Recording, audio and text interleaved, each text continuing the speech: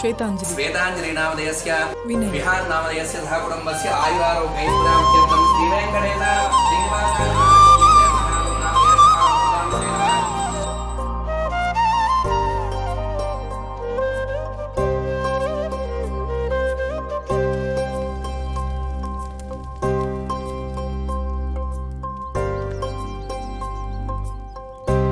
అరే నాన్న ఇలా రా నాన్న.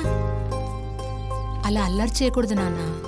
కొన్ని రోజుల్లో నీకు చెల్లె పుడుతుంది కదా. అమ్మ బొజ్జలో బజ్జుంది. కొన్ని రోజుల్లో నీకు చెల్లొచ్చేస్తుంది కదా. ఇలా రా నాన్న. చెల్లి పెట్టి పెట్టే పని ఎప్పుడు చెయ్య. చెల్లికి ఏం కావాలంటే అదే ఇష్టం. అమ్మా చెప్పు. చెల్లికి నా బొమ్మలన్నీ ఇచ్చేస్తా. అలాగే నాన్న.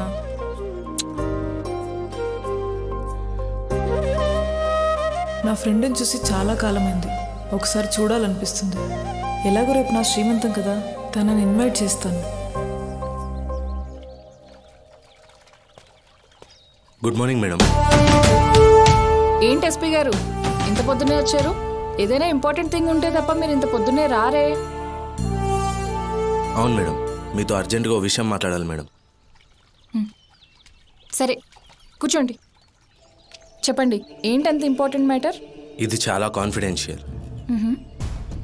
ఎమ్మెల్యే నారాయణ రెడ్డి గారు చుట్టుపక్కల గ్రామాలు దత్తత తీసుకొని ఎన్ఆర్ఐ కంపెనీలతో టైఅప్ అయి డబ్బులు వసూలు చేస్తున్నారు మేడం. ఆ డబ్బులు ఏం చేస్తున్నారో ఎవరికి తెలియట్లేదు మేడం. దానికి తోడు గ్రామాల సర్పంచులు కూడా వాళ్ళకి సపోర్ట్గా ఉన్నారు మేడం. అంతేకాకుండా గ్రామాలకు రావాల్సిన ఫండ్ని అటు ప్రజల్ని ఇటు గవర్నమెంట్ని ఇద్దరే మోసం చేస్తున్నారు మేడం. ఈ విషయమే కంప్లైంట్ చేయడానికి ఒకతను ధైర్యంగా మన దగ్గరకు వచ్చాడు మేడం. ఎవరతను? ఎక్కడుంటాడు? బయట ఉన్నాడు మేడం. పిలవమంటారా? పిలవండి. వినోద్.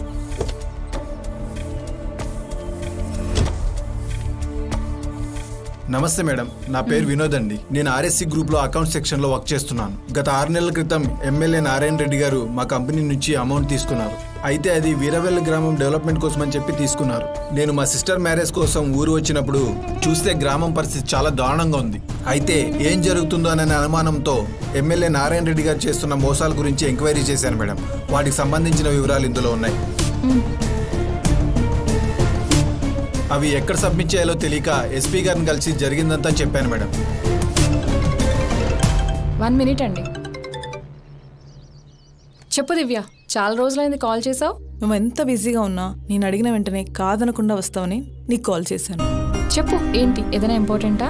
వచ్చే శుక్రవారం నా శ్రీమంతం, నువ్వు తప్పకుండా రావాలి. యాక్చువల్లీ శుక్రవారం నాకు అటుపక్కే వర్క్ ఉంది, అది చూసుకుని నేను నీ దగ్గరికి వస్తాను. అండ్ నేను ఒక చిన్న ఇంపార్టెంట్ మీటింగ్లో ఉన్నాను, మళ్ళీ కాల్ చేస్తాను. ఓకే. ఎస్పీ గారు, నేను శుక్రవారం నాడు గ్రామానికి వెళ్ళి అసలు అక్కడ ఏం జరిగిందో అన్నది తెలుసుకుంటాను. అండ్ మీరు చెప్పింది కనుక నిజమనిపిస్తే నేను ఖచ్చితంగా వాళ్ళ మీద యాక్షన్ తీసుకుంటాను.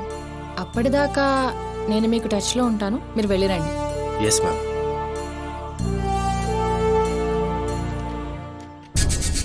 అమ్మా, రేపు అర్జెంట్ పని ఉందమ్మా. మా కూతురు పుట్టినరోజు, సంతకెళ్ళి ఏ కొనాలంటమ్మా. వెళ్ళొస్తానమ్మా. కార్లో మొక్కలున్నాయి, బయట పెట్టేసి వెళ్ళు. అయ్యగారు వచ్చే టైం అయింది. అలాగేనమ్మా.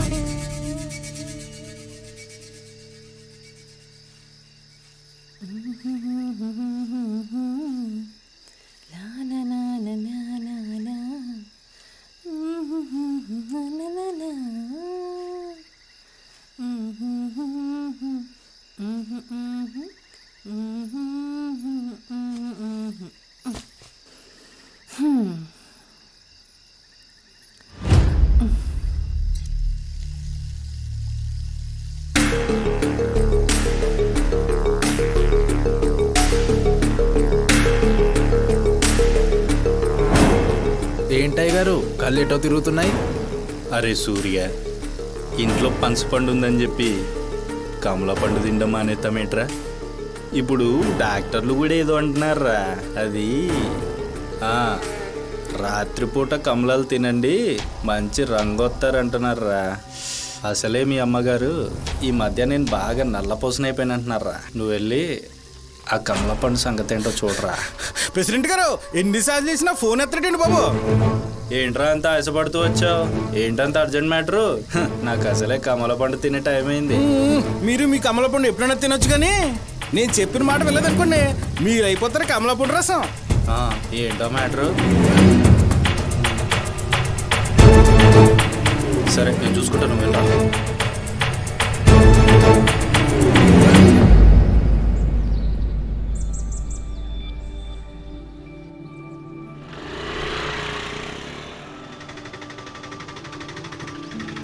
ఏ आप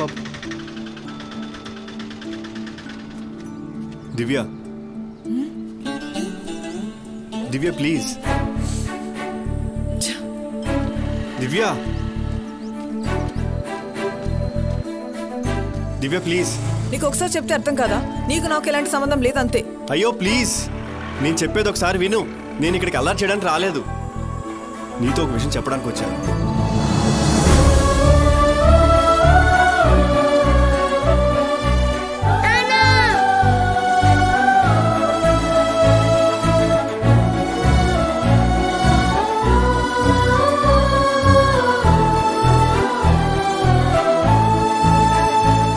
చెప్పింది చాలు. నీ వల్ల నా జీవితం నాశనమైంది. రారా వెళ్దాం. చెయ్యి వదులు. నేను చెప్పేది విను. నీకు చెప్తే అర్థం కదా? అమ్మ నేను నాన్న కావాలి.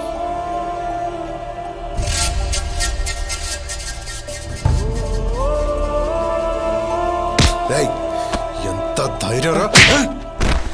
ఏమైంది? నన్ను ఎందుకు కొడుతున్నావు? ఆ ఊరు ఆడపిల్ల నేర్పిస్తావా? తప్పకుండా ఇన్ని ఇన్నిలా కాదురా.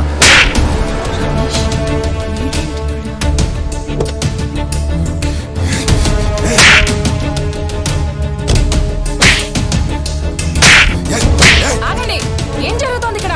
వీడు మా ఊరు ఆడపిల్లలు అల్లరి చేసి ఏడిపిస్తున్నాడు. ఇలాంటి కొట్టరా. ఆగు. అసలు ఏం జరిగింది రమేష్? అక్క నేనేం చేయలేదు. దివ్య శ్రీమంతం అని తెలుసుకుని తను గాజులు ఇవ్వడానికి ఊరొచ్చాను.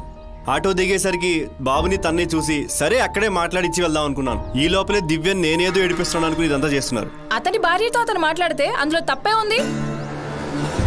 ఏంటిదంతా? వీళ్ళలాంటి వాడిని పెళ్లి చేసుకుంటే ఏదో ఒక రోజు నన్ను నా ఫ్యామిలీ రోడ్డు మీదకి లాక్కొస్తాడు. నీకు ఎన్నిసార్లు చెప్పినా మంచోడు నెత్తికెక్కించుకున్నావు. ఇవాళ మా బతుకు ఏమైంది? వీడు చేస్తే గానీ మా జీవితాలు బాగుపడవు. ఆగు దివ్య. ఏంటి దివ్య? వాడి వల్ల నీ జీవితం నాశనం అయిందా? అసలు నీ జీవితాన్ని నాశనం చేసుకున్నదే నువ్వు. ఎవడో చెప్పిన చెప్పుడు మాటలు నమ్మి నిజం అనుకుని రమేష్ ఏదో చేశాడని 4 గోడల మధ్య ఉండాల్సిన విషయాన్ని రోడ్డు దాకా ఈడ్చుకొచ్చింది నువ్వు. ఏంటి? ఎస్ నువ్వే కాదు, నీలా ఆలోచించే ప్రతి అమ్మాయి చేసేది ఇంతే. అమ్మాయికి 20 సంవత్సరాలు వస్తే చాలు ఎలాగైనా పెళ్లి చేసేయాలి. లక్షల్లో జీతం ఉందా, అమెరికాలో ఉద్యోగం ఉందా అన్నది మాత్రమే చూస్తున్నారు ఈ రోజుల్లో. అసలు ఆ అబ్బాయి మంచోడా చెడ్డోడా అన్న ఆలోచన ఎవరికీ లేకుండా పోతోంది. పెళ్ళనేది డబ్బుతోనో ఆస్తితోనో ముడిపడే విషయం కాదు. ఎట్టి పరిస్థితుల్లోనూ నిన్ను బాధపెట్టి నేను బాధపడే సిచ్యువేషన్ తీసుకురాను అనేవాడిని ఎవ్వరూ నమ్మరు. వాడేదో తప్పు చేశాడంటున్నావే, మరి నువ్వు చేసిందేంటి? నీ పేగు తెంచుకుని పుట్టిన కొడుకు మీ నాన్న చచ్చిపోయాడు, లేడు, రాడు అని చెప్తున్నావే, మరి నువ్వు చెప్పింది అబద్ధం కాదా? నువ్వు చేసింది మోసం కాదా? అసలు ఆ రోజు వాడు అబద్ధం ఎందుకు చెప్పాడో అని ఒక్క క్షణం ఆలోచించి ఉంటే ఈ రోజు నీ జీవితం ఇలా ఉండేది కాదు దివ్య. దేనికి రా ఇలాంటి దానికోసం పాకులాడుతున్నావు? సిగ్గు లేకుండా దాని వెనకాతలు తిరిగినందుకు నీకు తగిన శాస్త్ర జరిగింది. ఇలా కాదు విని పిచ్చి పిచ్చి వేషాలేస్తే ఇక్కడ ఎన్కౌంటర్ చేస్తాను అప్పుడక్క. Good morning madam. ఇక్కడ జరుగుతున్నంత కావాలనే ఉద్దేశంతోనే MLA Narayana Reddy, local leader Suryam కలిసి చేస్తున్నారు మేడం. మొన్న నేను మీ ఇంటికి వచ్చి మాట్లాడి వెళ్ళినప్పుడు మీ పనోడు మీతో మాట్లాడిన విషయాల్లో నాకు కొంచెం డౌట్ వచ్చింది మేడం. అప్పుడు మా శివానిని తన మీద ఎంక్వైరీ చేయమని పంపించాను. ఆ ఎంక్వైరీలో తెలిసింది మేడం వీళ్ళ వేషాలు, వీళ్ళ మోసాలు.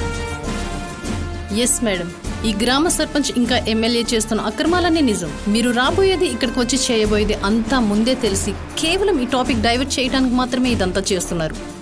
ఈ ప్రాసెస్లో రమేష్ని, దివ్యని వాడుకున్నాడు ఈ సూర్య. అలాగే మోస్ట్ ఇంపార్టెంట్ థింగ్ ఏంటంటే ఇదంతా నాకు చెప్పింది ఇంకెవరో కాదు, మీ నమ్మకస్తుడైన ఈ సుబ్బయ్య.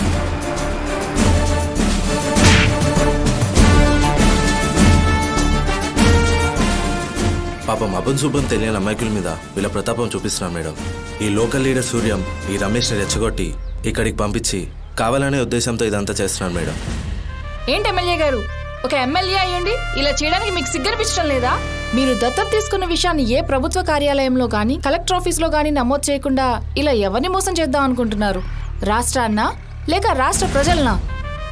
పైగా ఈ చుట్టుపక్కల ఉన్న సర్పంచ్లందరూ మీకు మద్దతు పలుకుతున్నారు. ఇప్పటికైనా మీరు చేసిన తప్పని ఒప్పుకోండి, లేకపోతే ఒక జిల్లా అధికారిగా మీరు చేసిన విషయాలన్నీ పై అధికారుల దృష్టికి తీసుకెళ్లాల్సి వస్తుంది. కలెక్టర్ అమ్మా, చాలా దూరం వెళ్తున్నావు, తర్వాత నీకే నష్టం.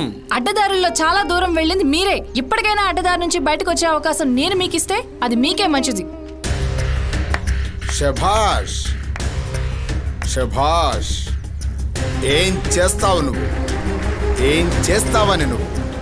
ఎవరిని చూసుకొని నీకు ఈ ధైర్యం? నువ్వు కేవలం ఈ జిల్లాకు మాత్రమే కలెక్టర్. మేము ఈ రాష్ట్రానికి నాయకులమని అహంకారంతో కొట్టుకుపోతున్న చదువురాని మూర్ఖులము.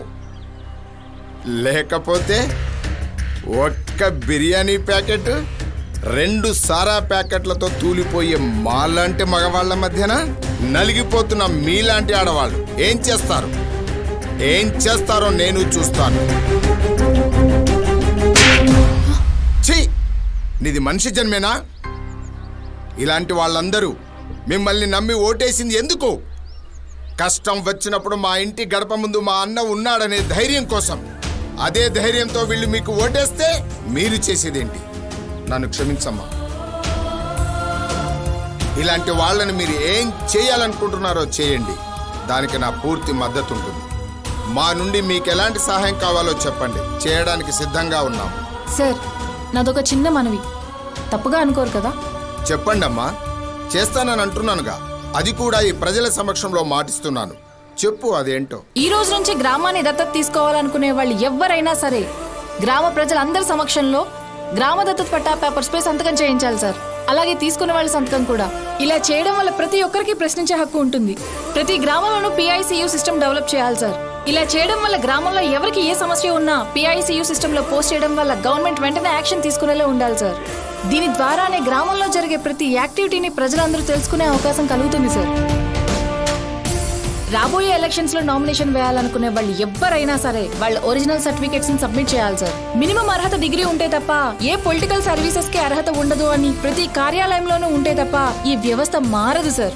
7వ తరగతి కూడా పాస్ అవని ఈ వేలుముద్రగాల చేతిలో మన సొసైటీ రూల్ చేయబడుతోంది అంటే ఎంత దుస్థితిలో ఉన్నామో మీరే ఆలోచించండి సార్.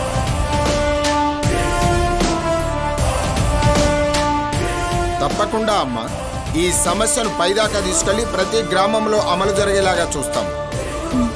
మా పార్టీలో ఇలాంటి వ్యక్తులు ఉంటే వాళ్ళ మీద యాక్షన్ తీసుకుంటాం.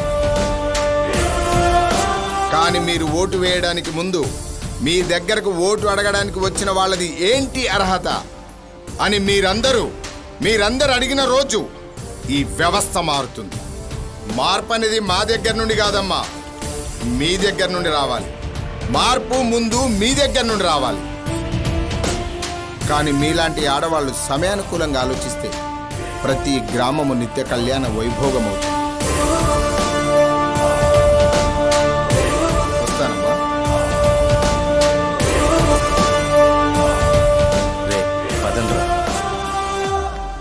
నన్ను క్షమించవే, నిన్ను అర్థం చేసుకోలేకపోయాను.